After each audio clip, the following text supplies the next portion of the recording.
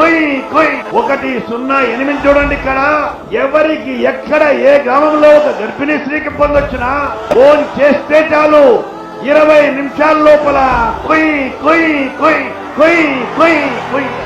అంబులెన్సులు రావటం ఇంతకు ముందు ఎప్పుడైనా చూశారా? తెలుగు నేల సస్యశ్యామలం కావాలని జలయజ్ఞం తలపెట్టిన అపర భగీరథుడు వైఎస్ఆర్. ఆయన హయాంలో సాగునీటి రంగం కొత్త పుంతలు తొక్కింది. ప్రతి ఎకరా సస్యశ్యామలం కావాలని 85 ప్రాజెక్టుల నిర్మాణానికి నడుం బిగించిన వైఎస్ఆర్ తన హయాంలో పదుల సంఖ్యలో ప్రాజెక్టులు పూర్తి చేసి బీడు భూములకు నీళ్లందించారు. సరస్వతి కటాక్షం కన్నా లక్ష్మీదేవి కటాక్షం లేకపోవడంతో కొడుకు చదువు అక్కడితో ఆగిపోతుందని నిరాశపడ్డారు. కానీ వారి పాలిట వైఎస్ఆర్ ప్రవేశపెట్టిన ఫీజు రియంబర్స్మెంట్ వరంగా మారింది.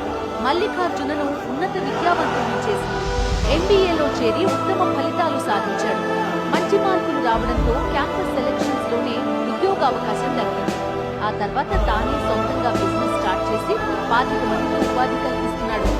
YS Rajasekhara Reddy fee reimbursement పథకం మా కుటుంబ చిత్రాన్ని మార్చేసిందంటాడు మల్లికార్జున. రాజశేఖర రెడ్డి అనే ముఖ్యమంత్రి ఉండే, నేను చెప్తా ఉన్నా మీ ముందు ఇయ్యాల ఆయన ఆరోగ్యశ్రీ అని ఒక పథకం తెచ్చిండు. నేను ముఖ్యమంత్రి అయిన తర్వాత అడిగిన, హెల్త్ డిపార్ట్మెంట్ పిలిచి అడిగిన, ఏం పథకమయ్యా బాగుందా అంటే, సార్ మంచిగుంది, ప్రజలకు లాభం అవుతుందని చెప్పింది. నేను చెప్పిన ఆ పథకాన్ని అట్లే పెట్టండి, ఆ పథకాన్ని మార్చకండి. పార్టీ వైఎస్ రాజశేఖర రెడ్డి నాడు ప్రవేశపెట్టిన ఉచిత విద్యుత్ పథకాన్ని నేటికి ప్రతి రైతు తలుచుకుంటూనే ఉన్నారు. వైఎస్ఆర్ పాదయాత్ర ప్రజా రాజకీయాల్లో చరిత్రాత్మక ఘట్టం. ఈ యాత్రలో ఇచ్చిన హామీ మేరకు మొదటిసారి ముఖ్యమంత్రి కాగానే మొదటి సంతకం ఉచిత విద్యుత్ ఫైలుపైనే పెట్టారు. ఆ ఉచిత కరెంటు పథకం రైతులకు ఎంత మేలు చేసిందో అందరికీ తెలిసిన విషయమే.